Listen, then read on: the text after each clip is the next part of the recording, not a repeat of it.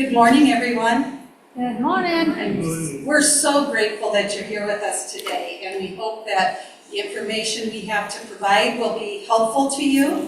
There will be a time for questions if we don't, in our presentation, answer something in particular. There's going to be some fantastic acting going on here, so we are appreciative to our actors who will introduce themselves in just a minute. My name is Kelly, and I will be doing a lot of the slides. No acting, they wouldn't let me act, and so here I am. Mary, who also is my coworker, she'll tell you a little bit more about the agency that both she and I work for, as will the other folks. We have hired ourselves a director to help keep us on task. So, Nicole, would you like to start out by introducing yourself? I am Nicole Pliska, and I am from Stevens Point, Wisconsin. Go Green Bay Packers! I've been working at Festival Foods for over 23 years, and I love it there. Plus, I've got a second job now at Papa Murphy's. And we hired her as well, for free. Are you a Packers fan? Oh, yeah. Okay, I'm going to pass it now along to my colleagues here, and they will introduce themselves and tell a little bit about the agencies that they work for. Hi, my name is Aaliyah Muhammad. I am with Disability Rights Wisconsin. Disability Rights Wisconsin is the protection and advocacy program in the state of Wisconsin. Every state has a protection and advocacy program. Specifically, I am in the Family Care and IRIS Ombudsman program. Ombudsman is just a fancy word or Swedish word for advocate. So I help advocate for people in the Family Care or IRIS program and help them get services, communicate with their care teams or consultants, help them fight for services that may have been reduced, or just making sure that all of their needs have been captured. I've been with Disability Rights Wisconsin for 5 years, and I worked for the state of Wisconsin in the Department of Workforce Development for about 12 years prior to that. So I'm glad you all came to our session. I hope that everyone takes away a little something from here. And I'm Katie Erickson. I am also with Disability Rights Wisconsin. I've been there only about 6.5, 7 months. Prior to that, I was at an ADRC for almost 14 years. And I can't really say any more about the agency besides the population that we serve.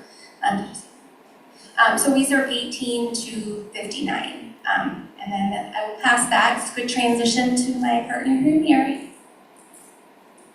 Hey, my name is Mary McEwen. I've been with the Board on Aging and Long-Term Care for over 8 years.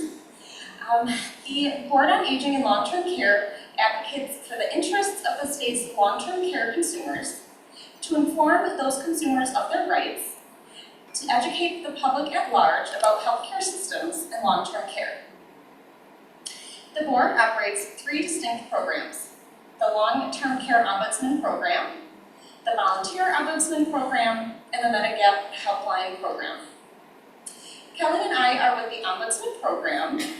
Ombudsmen serve clients 60 and over who are residents in long-term care settings or members of managed care programs. Thank you, ladies. I forgot a very important announcement I was supposed to make at first. If you are here for IRIS Ombudsman, you're in the wrong spot. If you're here for Family Care, Managed Care Organization Ombudsman programs, you're in the right spot. So is there anybody who needs directions to the IRIS? Yeah, I wouldn't raise my hand either, though. But if you sneak out, it's the one right next door. So let's see, let's make sure, and as Mary said, so I am the Family Care Ombudsman as well, focusing only on managed care organization types of advocacy, assisting you, and I've been with the agency a year less than Mary. That would make it 7. Just over 7, okay, great. Let's see, what else did I forget to tell you? I guess I could do the slide thing. Maybe I need a helper help me do the slides. Would one of you guys be responsible for them? Oh.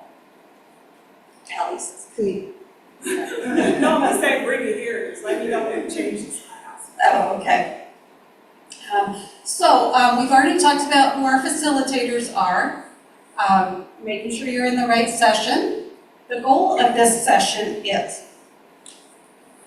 we hope that you walk away with a better understanding of the importance of good communication when you are asking for a service or support with your managed care organization.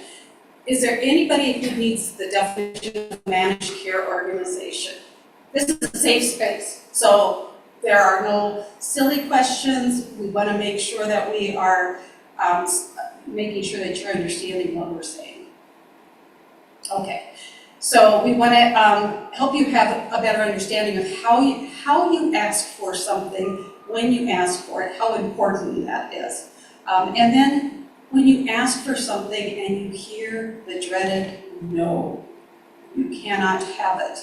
We're going to talk about how, give you some ideas and some techniques on how to respond to that and what your rights are and how Ombudsman can assist you during that process if necessary. You guys keep hearing bells ringing. Is it time to go to church? Do you guys hear it? Yeah. Okay. Maybe somebody's doing a meditation type thing. That's not us. We're going to be interactive, so be ready. So we're going to share some communication ideas. We're going to role play a bit. We're going to have some large group discussions, and it would really be great to hear your ideas, but you do not have to talk. If you don't want to participate in that manner, know that you are welcome here. Do not leave on this, because we're not going to point anybody out. One thing if you do share information, we ask that you not share any personal information about yourself or anyone that you are a guardian or somehow associated with. We want no person or related to. Thank you very much, Nicole. What else should I remember? But that's very important, isn't it? That we're keeping our conversations generalized, that we're respectful. Did any of you go to the DHS forum, the conversations there? And not to be judgmental. Excellent. So No judgment. there was a lot of things said out that way, and as Nicole reminds me, no judgments, no judgmentalism. We just want to have a very nice conversation about a very difficult subject. When asking for benefits. And positive opinions. Positive opinions. Excellent. Thank you, Nicole. So glad that we hired you. Okay, next.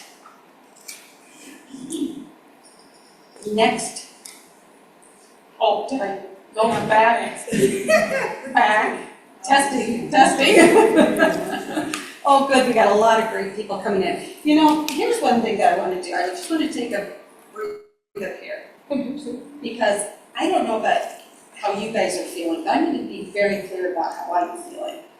I am feeling very nervous. I feel very nervous often when I get in a group of people, we're presenting, and I need you to know that's how I'm feeling. And I need you to know how you can help me out. You can help me out if you would, if you're up for it.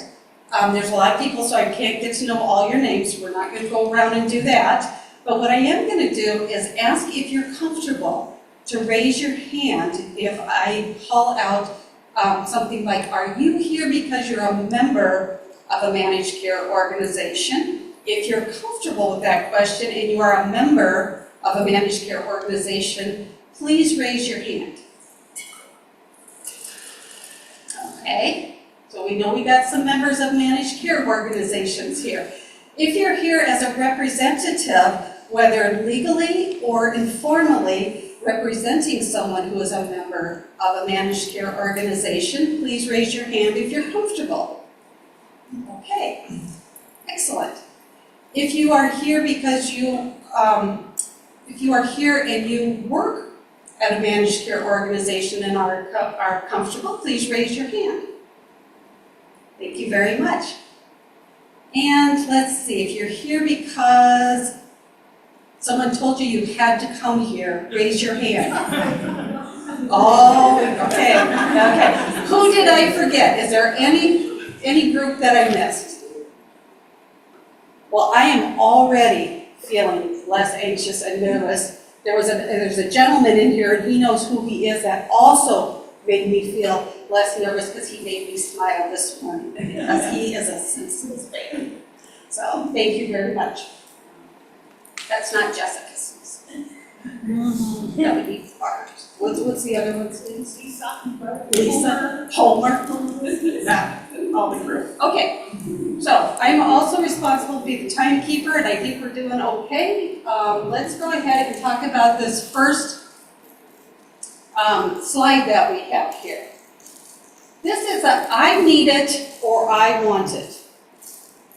This is about how the words we use matter. We have to be very clear about the words we use when we think that we need a benefit or some service or support that would best help us meet our long-term care outcome. Because if we can communicate that to our care teams, our care managers, do you guys call it known better as care managers? Okay, and nurses? Okay. They're also known as an IDT. So if I slip into that lingo and say IDT, that's interdisciplinary team, and that is the care manager and the RN combined. Okay. So who wishes to maybe suggest what the difference is between a want and a need?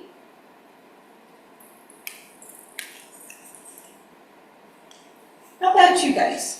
Anybody want to respond to the difference between a want and a need? Go ahead, Katie, use your microphone, please.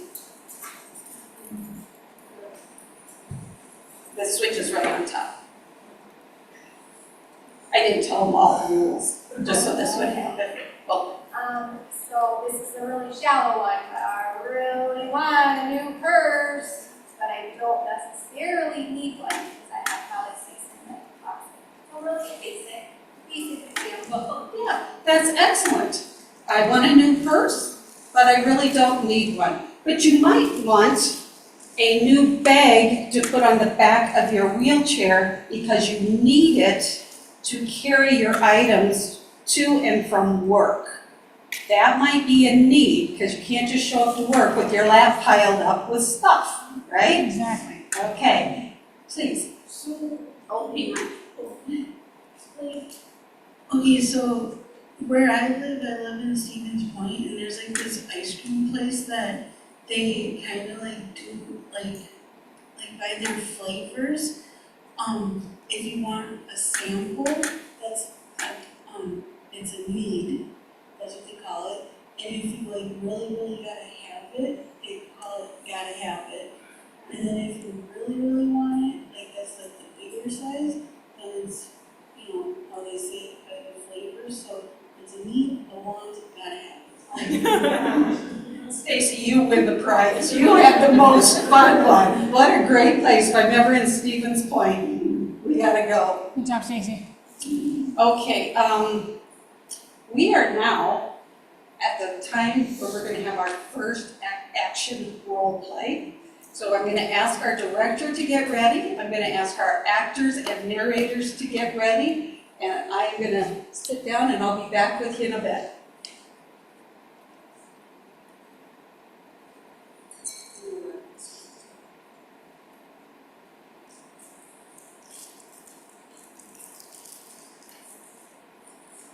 We practice this a lot. I'm going to need you, someone's going to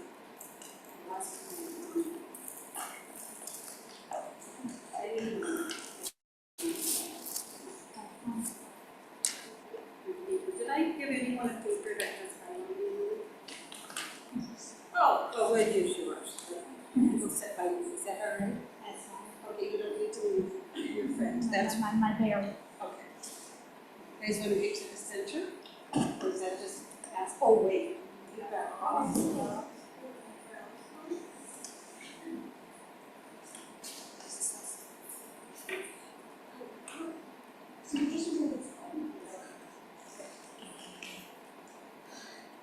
Bobby owns his own home. He prefers to, Bobby owns her own home. I'm not sure this is pretty close to another. Bobby owns her own home. She prefers to remain in her home where she has raised her family and lived for decades. Bobby is sitting and looking out the window. Winter is approaching, and Bobby is concerned that she will not be able to afford snow removal with the increase in the other bills. Bobby and her husband are not able to complete this task due to health conditions and do not have family or friends that can provide this service as a natural support. Bobby decides to ask her care manager, Susan, about this request. In this role play, Bobby will be Katie, and the care manager, Susan, will be Aaliyah. And action.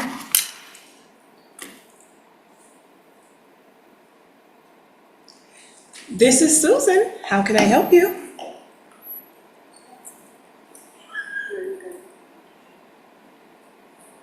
Hi, Susan. How are you? I am doing great. Is there something you need? I want someone to take care of my snow because it's going to be winter soon. My neighbor gets help with her program, and I think it would help me too. You should approve my request because I want it. Sorry, but snow removal is not something that we cover. Maybe a family member can help. Oh, just forget it. Cut. Now is a CAP example 2, demonstrating another approach when making a request. And action. This is Susan. How can I help you? Hi, Susan. How are you? I'm doing great. Is there something that you need? I need someone to assist me with my snow removal. My long-term care outcomes include to remain in my home, remain as independent as possible, and to reduce my levels of pain. Sorry, but snow removal is not something that we cover. Maybe a family member can help. I don't have any family or friends to help me. I am requesting supportive home care services to assist me.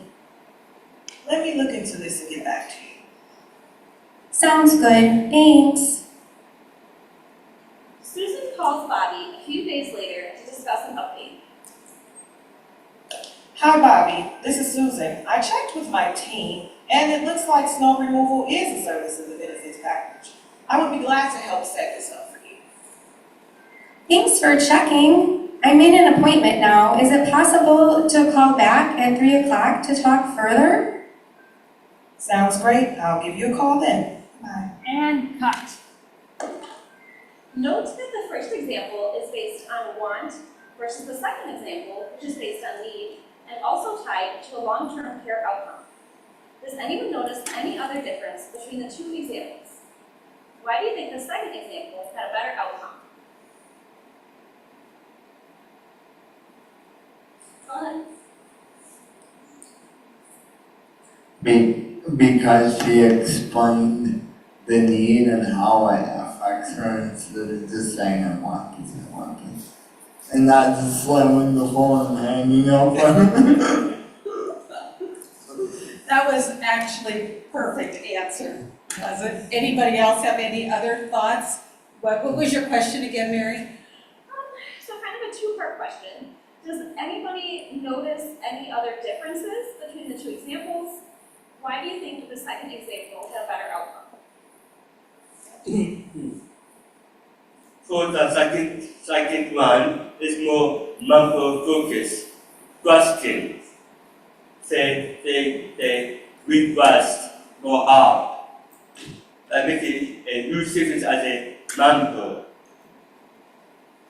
Thank you. Thank you. Anyone else?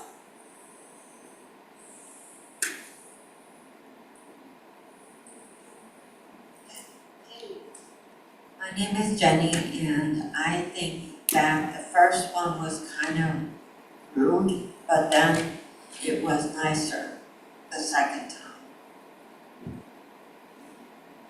Thank you, Jenny. Okay, anybody else? Thank you.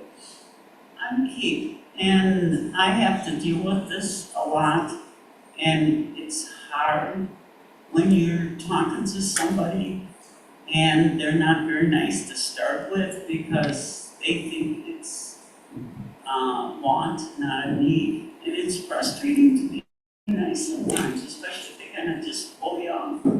Thank you for that. We're going to actually talk a little bit about that as we get further in. Thank you very much for that feedback. So I think we got the idea what the difference is between a want and a need and how important it is to express why you need that to meet your long-term care outcome that your managed care organization is there to help you achieve. That does not mean you can't request for a want. It's just a different type of response. You can ask for anything. It just is a difference between whether or not you're going to go through what is known as a grievance process or an appeal process. But we really don't need to get too far in the weeds on that right now. And that was actually covered last year if you were at the family care. Was it not, Mary? A little bit? Yeah. Okay. Okay, so are we ready for, we gotta go to the next slide. How's everybody doing? We got a lot of newcomers in here. Yes? Can I give you a little bit of a different scenario to role play? For example, Jenny wanted to be part of the sponsor. Okay, so Maria, I'm gonna say, so we don't wanna talk about personal things in here, but we would absolutely talk with you individually afterwards, if that is okay. The reason we come up with these role plays is so we don't compromise anybody's confidential information, knowing that there are so many different experiences that members have had.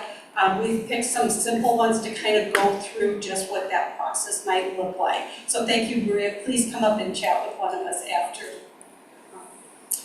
Okay, so now we are going to talk about, you guys are all friends now, so I can just kind of roam around and go over the paper. Because you guys missed it, we introduced ourselves. Are you guys friends too? Yes. Okay, thank you so much. Appreciate you being here. And this is the Family Care Managed Care Organization Ombudsman presentation, not the IRIS, which is next door. Okay, so we talked about now we're going to talk about when and how and who you ask, how that matters. And that's your timing, the tone that you're using or the tone of the meeting that you're in, and the people that are present, how important that is. So we're going to go ahead and start with the role play right away. And Mary, you said that wasn't working really well. Are you guys having trouble hearing off this mic? Yeah. Joe, can you help us out, or is that just kind of the way it is? There's a piece of, you just have to speak right into that. There you go. Yellow. There's no volume switch on that, is there? Better? Oh, that's much better. Everybody say hi to Joe. Hi, Joe. Is there a volume switch? Oh, well, that one. Oh, it's not even, you're talking into the antenna. Oh. We really like tech guys, right? Thank you so much. Okay, so we're gonna go ahead and we're gonna have our role play. And go ahead, Mary, now that we got this all set up.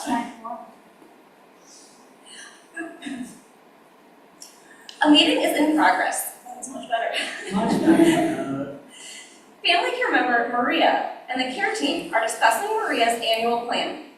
The care team is reviewing supportive home care services, and Maria also wants to discuss the unmet need for male coordination and organization. In this role play, Maria will be Katie, and the care manager, Kat, will be Aaliyah. And action. Let's review your supportive home care. Okay.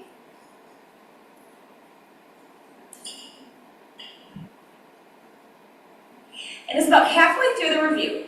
Maria remembers she wanted to ask a question about her mail coordination and organization. I want help with my mail. Okay, well, let's just keep moving through the review and we'll talk about it at the end. They never bring it back up. Maria assumes they will consider it later and get back to her. It has been 2 weeks and I have never heard back from my care team. Ugh, I'm so frustrated. And cut. Now we will have a second example to show another option for making a request. Action.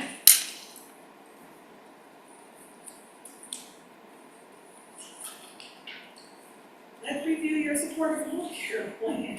Okay, I'm struggling to keep my bills and other important mail organized. I need to add some support for this task to my plan. Can we discuss that now? Or should we wait until we're done with the review? Well, let's go through your ADLs first and then have further discussion about this need. Is that okay?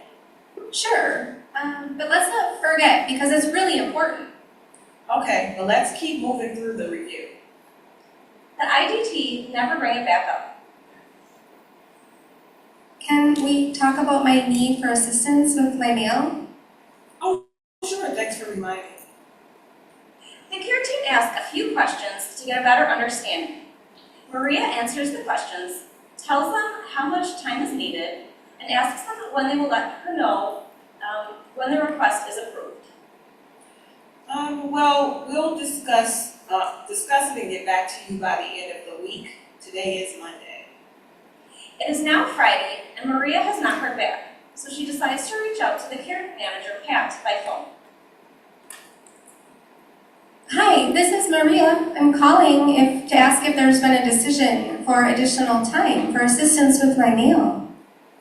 Oh, hi, Maria. Yes, your request is approved for 10 minutes 2 times a week. Oh, thank you. That will be so helpful. And cut. Which example do you think went better and why? Kind of similar ideas. Any thoughts? I think it went better because she was more assertive the second time around. Right. Did everybody hear that? Okay. Anybody else have any thoughts? Which went better, the first one or the second? The second, because she actually got her needs met. She had the question. The second because, She actually got her needs met that she had requested. okay. What if the answer would have been no? Would it still be the better choice? Yes. In addition to that, that doesn't necessarily mean just because of no at that time, it doesn't mean you can't ask it later and come back to it later. Thank you. Thank you very much. Any other comments on that?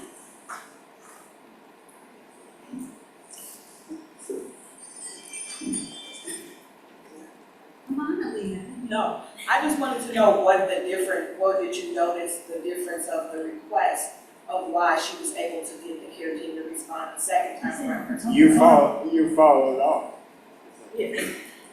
Followed up, and what was it? And tone of voice to the Tone of voice, yes.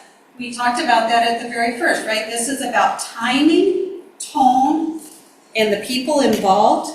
And if you realize the first one, what was the timing that, not Katie, what part did you play? Who knows? Oh, Maria. So Maria, when she was in the first scenario, when did she ask for it? Yeah, they were right in the middle of the screening, right? And she kind of just blurted it out there, right? kind of ignored it.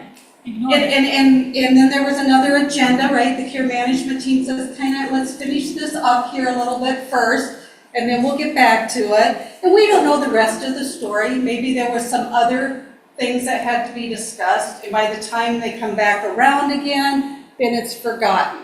So that's the whole point about this slide is, and if anybody wants these slides, they're available on the website for the conference where you get all of the downloads.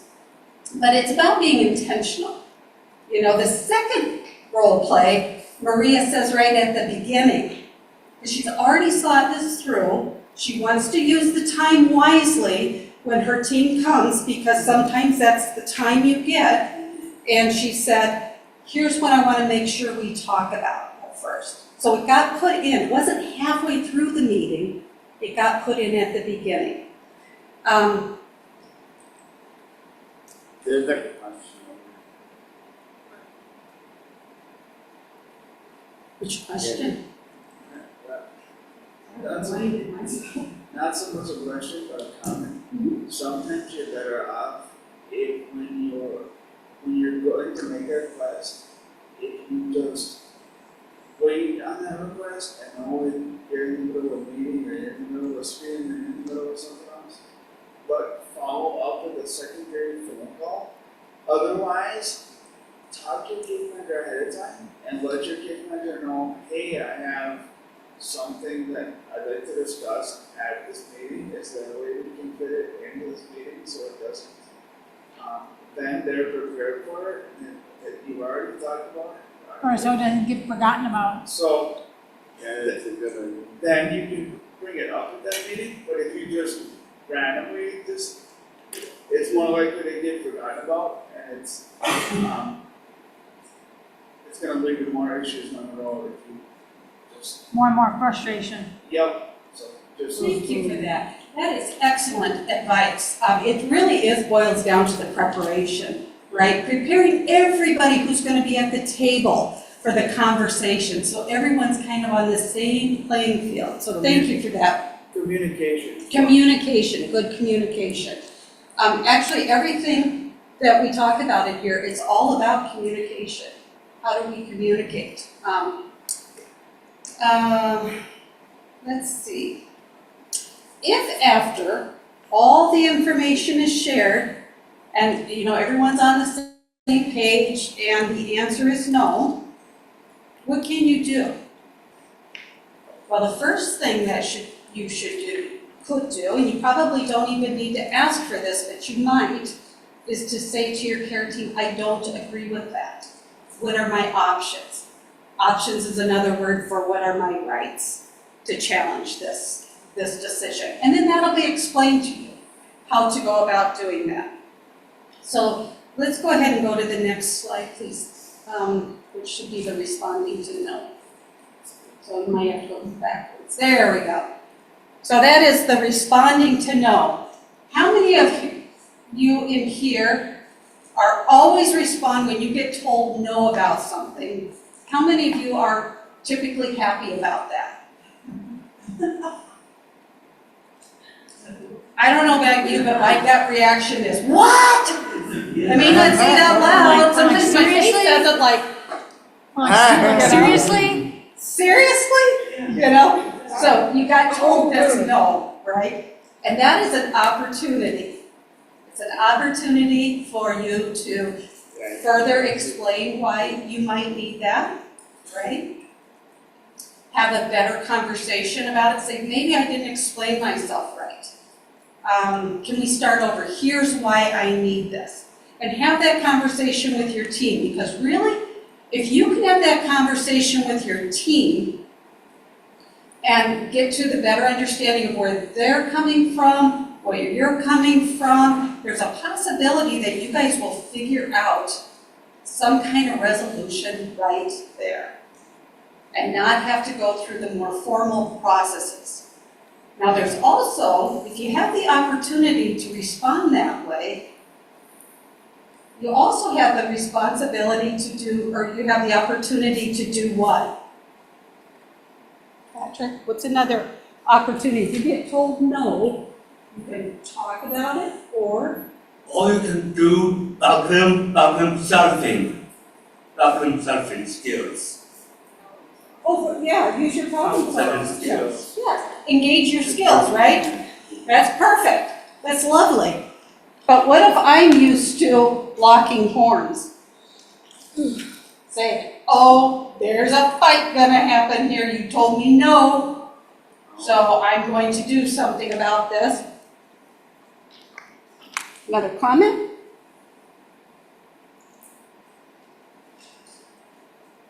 In the moment in time, I know it can be frustrating, but you have to take a breath and breathe and refocus.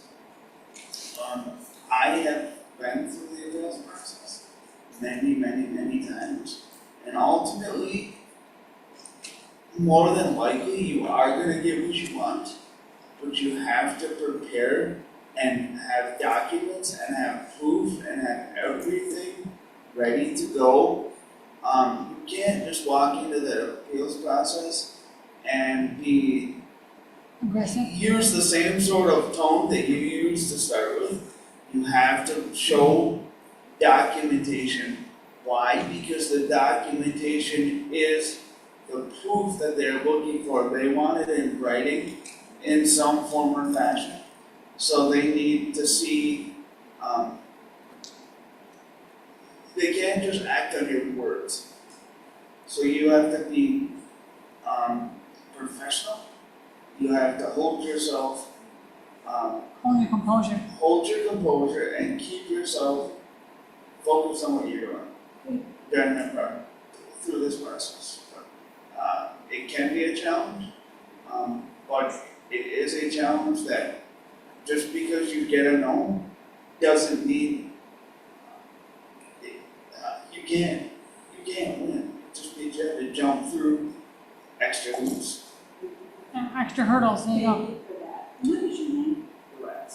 Brett, thank you, Brett. That is absolutely right, so we have all kinds of choices on how we respond to no. And there are different ways that we could do that. The important thing is that, to remember, is that strong emotions, when we use strong emotions, that can make it really difficult to hear what the other person is trying to say, because somewhere in your mind you've shut the door. And we're going to talk a little bit about that in just a minute, but that is an important piece to consider. Did you have something to say that? I don't know if this is a good thing, but I've always been, I always tell myself to be like a good note taker. Take notes if you're struggling, because like sometimes that shows the proof too, so always take those notes. Notes are good. Notes are good. And as Brett said about the taking a breath, I want to comment on that. At any time during your conversation, if your immediate defensive mechanism kicked in and you kind of maybe didn't handle it the best that you thought you should, you can always change the tone back. You could say, can I just take a breath here? Because I really want to talk about this, but I need to just sort of get outside just for a second and then we can come back in, or can we talk about it tomorrow?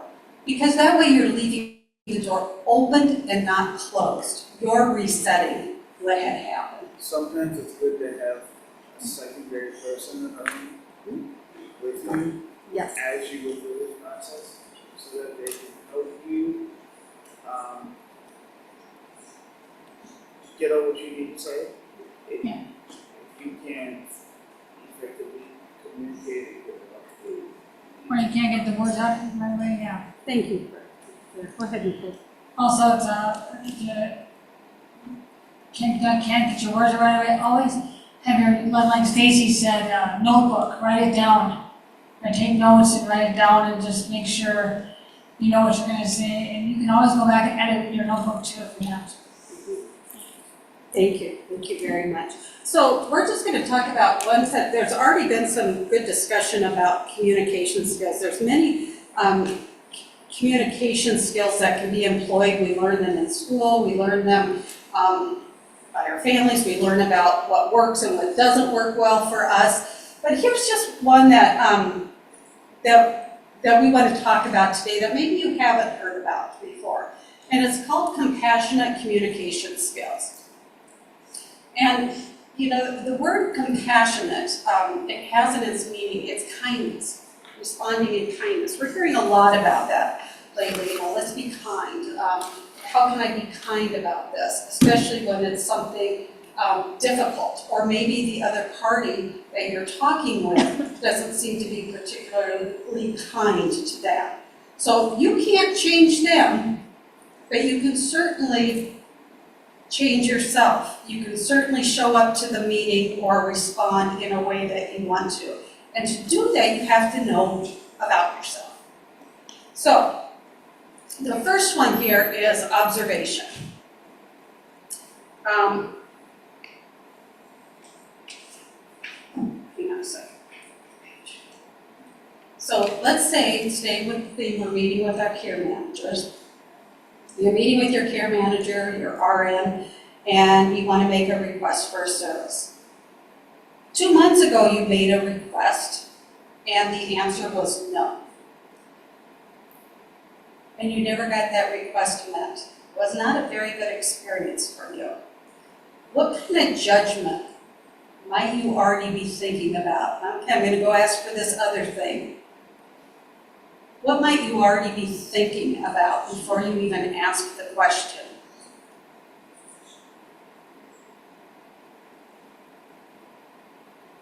They don't really care. They don't really care. Do they not really care? Do you know that for sure?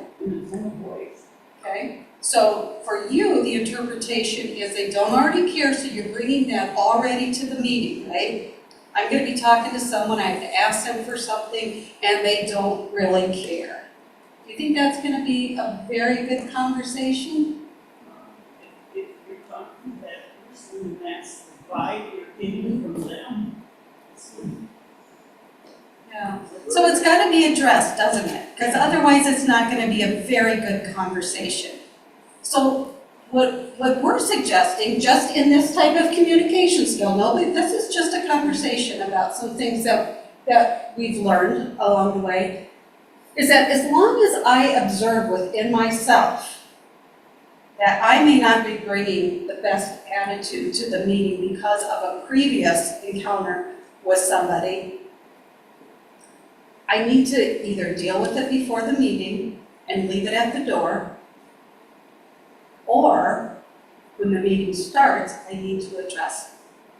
And that gets us to the feeling. So how did you feel when you say they don't care?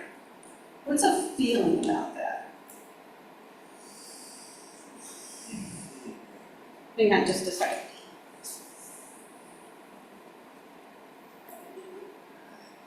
Defeated. Defeated. Feel defeated before you even got out of the gate, right?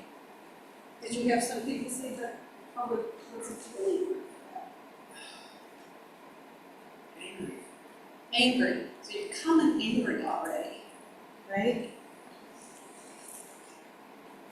Upset. Upset, Nicole says. Frustrated. Frustrated. Understanding. Misunderstood? Yeah. Yes, misunderstood. Exhausted. Exhausted. The whole system sometimes is exhausting, isn't it? Absolutely. Yeah. Embarrassed. Embarrassed. Well, there was another word, embarrassed. Good one, yeah. I felt,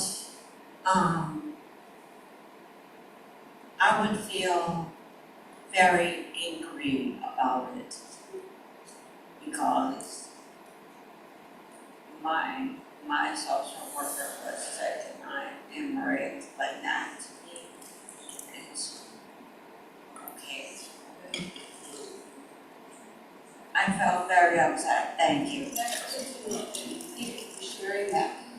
So if you, before you go to the meeting that you're going to be having, you've already acknowledged within yourself, you've observed within yourself that you've got some judgments about a previous encounter you had, you know how you're feeling, what would you need to have happen to change? What do you need from, let's say it's a case manager, what do you need them to know? What do you need from them?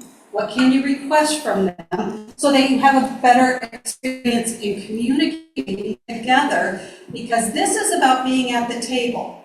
And you do not want to sit at the table by yourself. That's a very lonely place, isn't it? Yeah. You want your care manager there. You want your RN there. You want to have whoever you count on in your own personal life that helps you. You may want them to be there.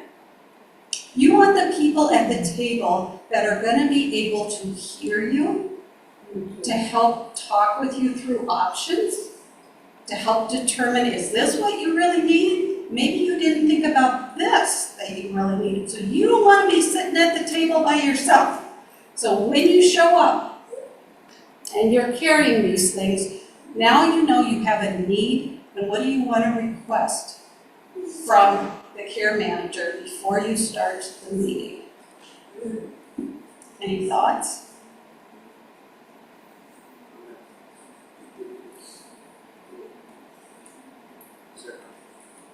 Sit on that. Thank you.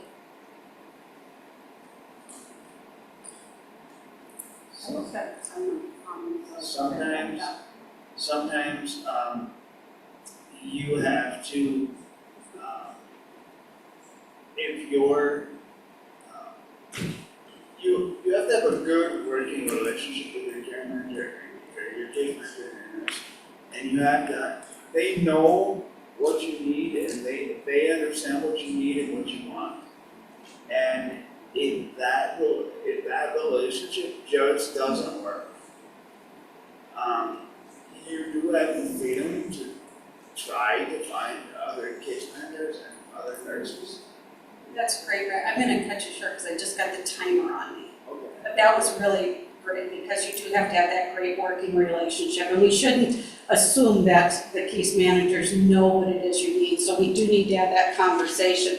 So something you may want to say when you come into that meeting is to say, you know, the last time you said no has kind of stuck with me. I need you to know that, kind of when I came in here today and I said, I'm nervous. I need you guys to know that I'm nervous. And what did you guys do when I told you that I was nervous? What did I do? I made a request, didn't I? What did I request? Yeah, I asked you to understand my feelings, and then I said, and you can help me if you just kind of tell me who you are. Are you a member? Are you a guardian? Are you, who are you? I didn't get to know all your names, but you guys helped me kind of settle in. And that's what you can do when you arrive at any meeting, that you know you're carrying something with you, a feeling that could just derail the whole conversation. So we're going to end that there because we got more acting to do. I'm so grateful that I got the timer called on me. We do have a couple of other slides, but again, you can get, let's go to the role plays so that we can get a better understanding of this, and then we'll go backwards. We can go backwards to those things if you want to. I think that's a really good idea, because who needs a break and needs to see somebody acting, playing, and having a good time? All right. Is our director ready?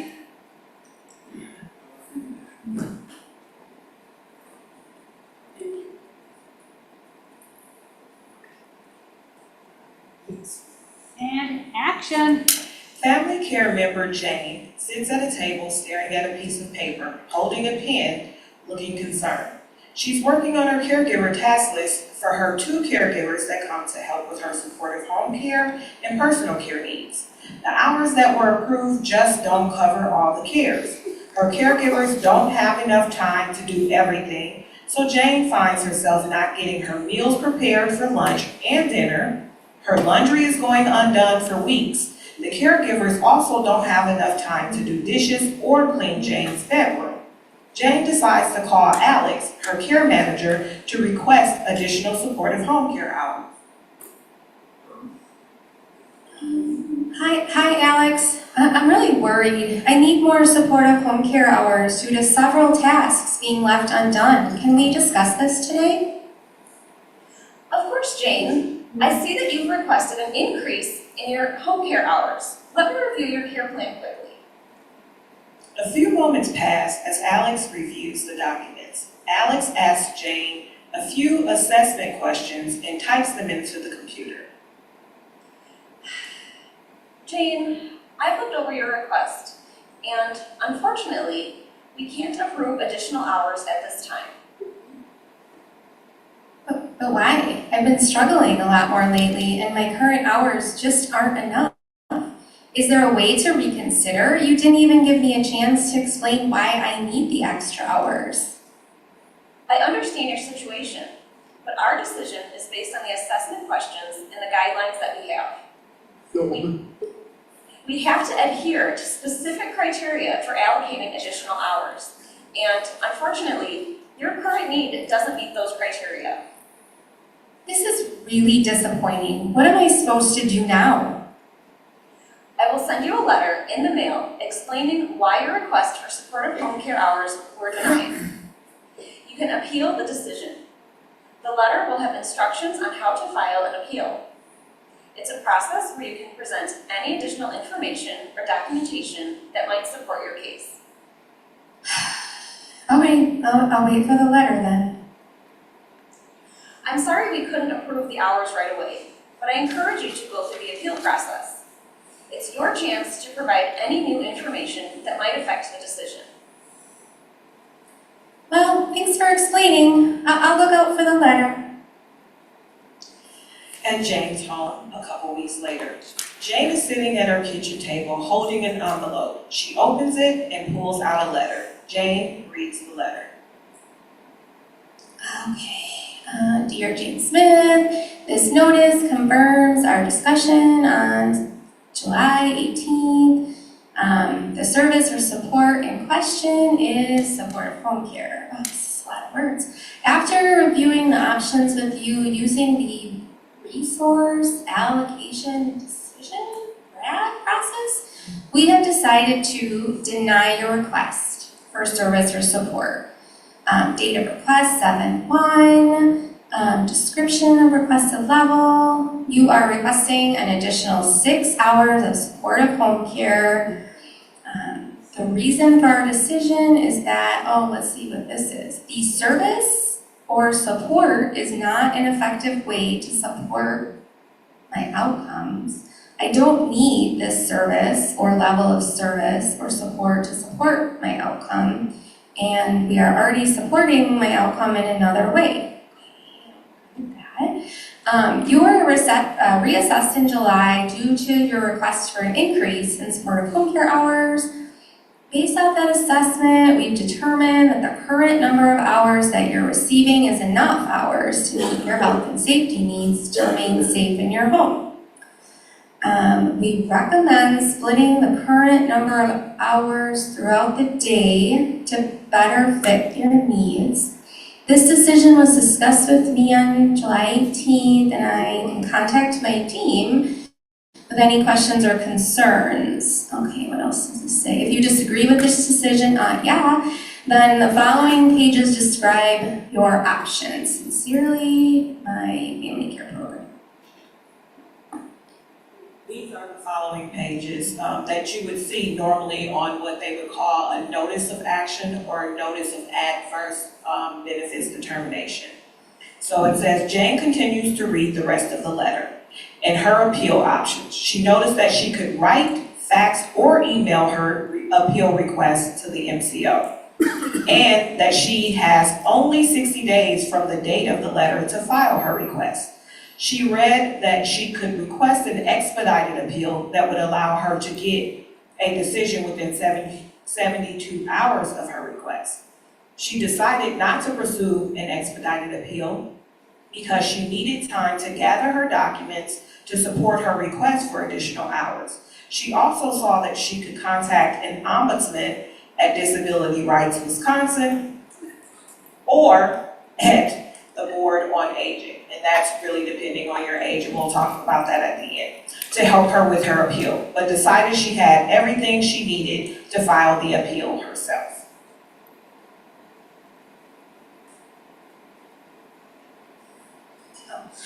Well, I guess it's time to gather everything I can for this appeal.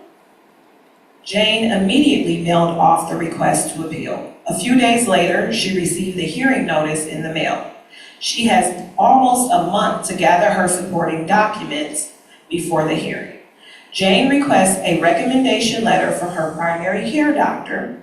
Her doctor is in support of Jane's request. He is very familiar with her disability and her care needs. Jane continues to work on her supportive home care and personal care charting tool to highlight the cares that are not covered. She shows the amount of time it takes to do each task and total the hours at the bottom to prove she is short the time she needs to successfully have all of her tasks completed. Finally, Jane represents herself at the hearing. A month after the appeal hearing, Jane is back at her table, smiling slightly as she prepares to open the appeal decision letter. Well, here's to hoping they reconsider. Jane opens the letter. She looks down to read it. She starts smiling. And cut.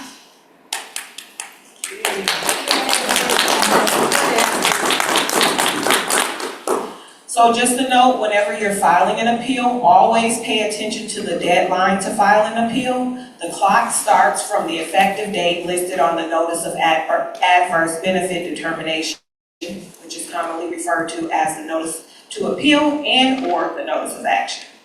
Now, is there anything you would have done differently than what Jane did? Anyone? Not done differently, Aaliyah, you can hear me, I project. But in a situation that I went through with my daughter and we were denied, we never got that letter. We never got any of that information.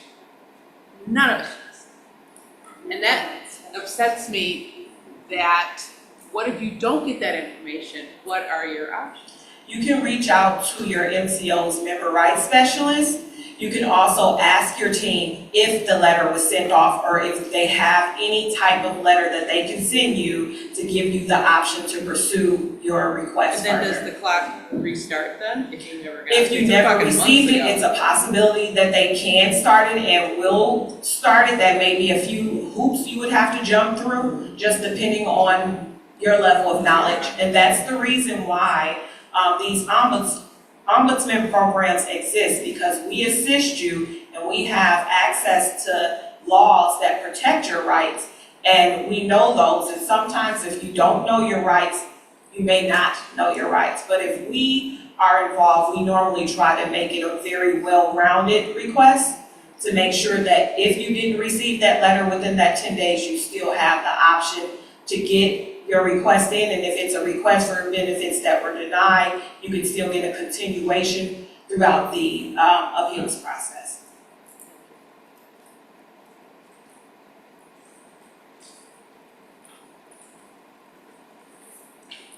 I actually have personally been through this appeals process many times. And I can say that the last time I went through this appeal process, I was originally not as prepared as I should have been. And that's on me and not using the resources to their full effectiveness. But I ended up having to wait to be rescreened.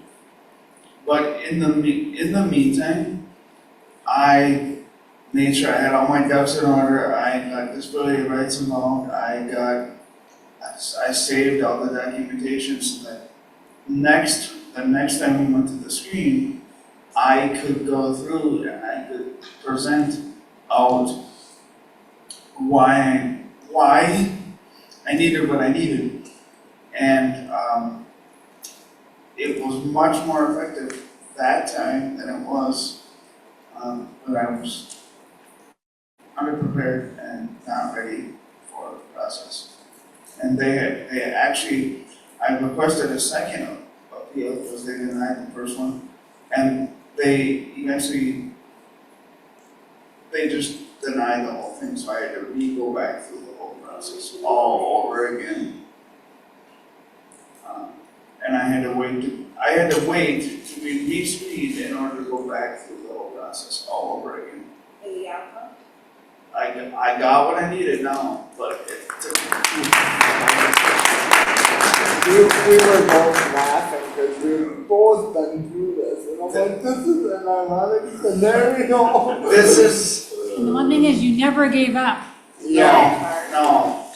But they drag you through all kinds of unnecessary stuff. And they almost try to back you. And they backlash you and they, back you into a corner to a point where you almost sometimes have to essentially agree with what they're saying only because, specifically in my example, the functional screen, I couldn't answer the context of the questions the way they needed them to be answered. And so I felt backed into a corner, because I felt like I had to agree, only because I couldn't come up with the answer they were looking for. Thank you so much for sharing your story, and that happens to more people than you know. So it's not just you, and the good thing about your case is that you did not take no for an answer, even at the level of an appeal, because you can do a re-ask. And I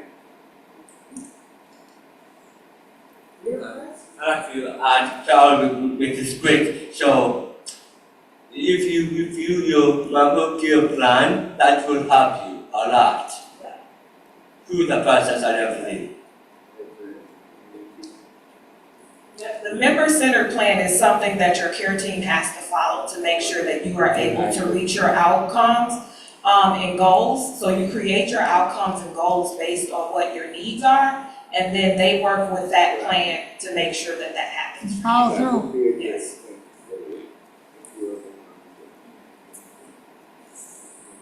So I think we're gonna go on to the second scenario.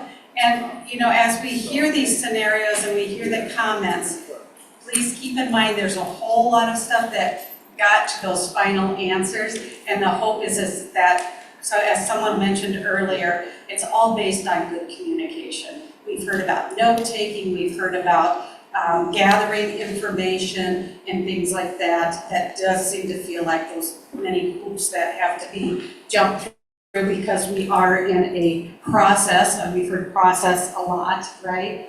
And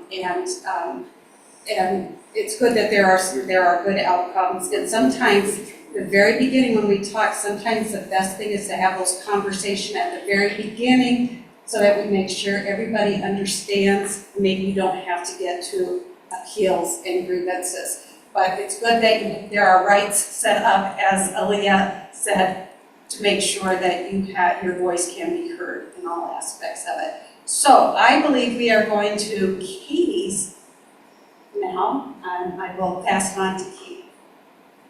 All right, so in this scenario, there's going to be a reduction in someone's supportive home care. I'm sorry. Action. I'm going to do a little intro first just to make sure everyone knows who's doing what. So in this scenario, I'm going to be the narrator. Mary is going to be our client, Cam, and then Aaliyah is going to be Shane, the care manager. And this is a reduction in supportive home care hours after an annual review. All right, so Cam is meeting with their care team during an annual review. Their care manager, Shane, goes through Cam's current member-centered plan and begins discussing their supportive home care needs. Cam, can you tell us how things are going with your cares?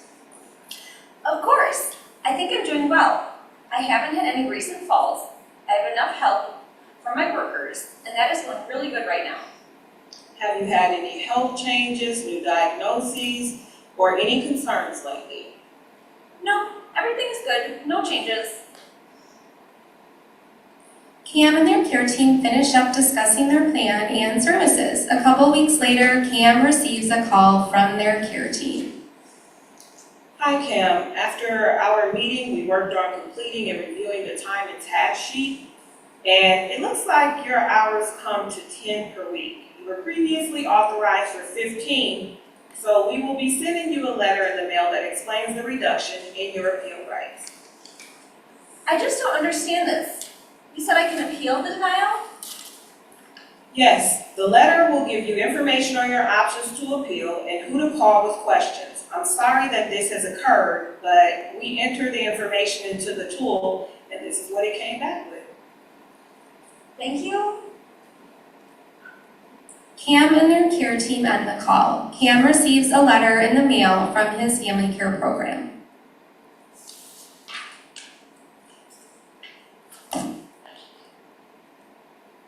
Dear Cam Erickson, this notice confirms our discussion on 7/19/24. The service or support in question is supportive home care. After reviewing the options with you using the resource allocation decision process, we have decided to reduce the current service. Effective date of intended action, 8/3/24. Description of current level, 15 hours per week. New level after reduction, 10 hours per week. The reason for our decision is that you do not need this service or level of service or support to support your outcome. Explanation of this decision. Per the discussion we had with you on 7/19/24, reviewing your current needs and your task assessment, the hours calculate to 10 hours per week. If you disagree with this decision, the following pages describe your options. Sincerely, Care Team. Cam looks at the additional pages included with the notice. The first section shows how to appeal this decision. Cam continues reading and sees a section that says continuation of services. Continuation of services. If you want to keep your benefits during your appeal, your request must be postmarked, faxed, or emailed by 8/3/24. Oh wow! If I want to continue my 15 hours during the appeal process, I need to get this in right away. Cam calls the number listed under how to appeal this decision and has to leave a message. Hi, this is Cam Erickson. I just got this letter saying my hours are going to be cut, and I don't agree with this. I want to appeal it, and I want my hours to stay the same during the appeal. Cam, feeling overwhelmed, scans the rest of the pages and sees a section that says, Who can help you understand this notice and your rights? Anyone receiving family care services can get free help from an independent ombudsman. I have no clue how to say that word, but I think I need help with this. Cam calls Disability Rights Wisconsin as they are under age 60. They connect with an intake worker at Disability Rights Wisconsin to speak further about the denial. And cut. Okay, thank you guys for being such great participants. We appreciate all of your thoughts and comments. Hopefully that some of your comments helped some of the other participants here. However, right now, there is a survey on your table that looks like this. It's pretty quick and short. If you want to fill it out or tear it off at the number that you think that this session should be at. 5 is very good and 1 is not so good. So we're going to have time to do that now. And if you have questions or need help doing that, we're here.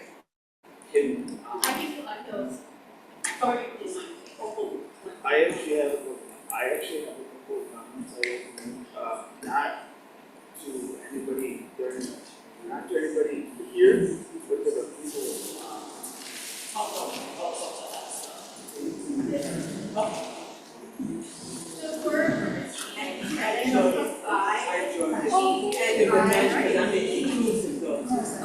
That's one of these programs. Okay, this is going to conclude our session. And please catch our contact information, and there's brochures on the table. Take what you need, and thank you all for your participation.